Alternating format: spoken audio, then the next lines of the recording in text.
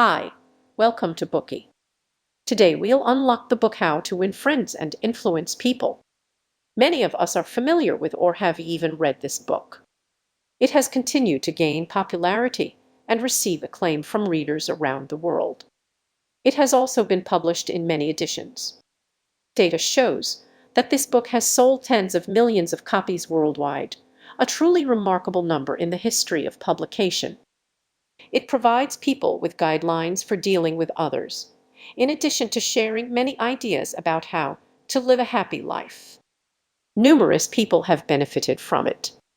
Ever since Carnegie revealed the secret to harmonious relationships to many people around the world, other books on the subject of interpersonal relationships have emerged. Due to his enormous influence, Carnegie has been praised as one of the greatest experts in self-help and interpersonal relationships. It may be hard to imagine that, while Carnegie is now a revered mentor in the self-help industry, he used to suffer a lot from his inability to effectively deal with people. Carnegie was not born a genius of social skills.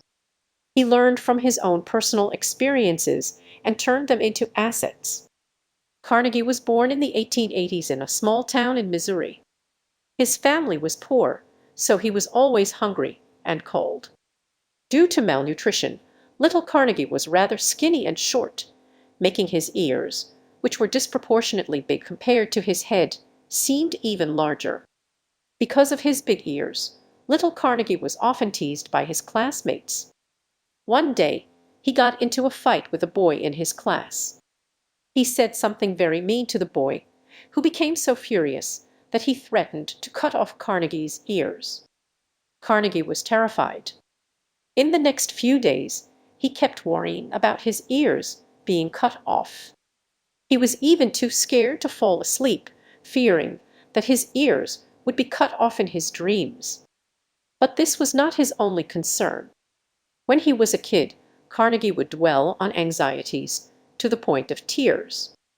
He worried about so many absurd things, for example, being buried alive like a seed, getting killed by a lightning strike, or going to hell after dying.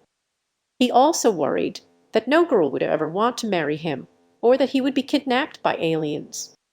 Later on, Carnegie realized that most people's worries were not necessary, because there was a 99% chance that they wouldn't happen. After a long period of anxiety and lack of confidence when growing up, he attended the State Teachers College in Warrensburg, Missouri.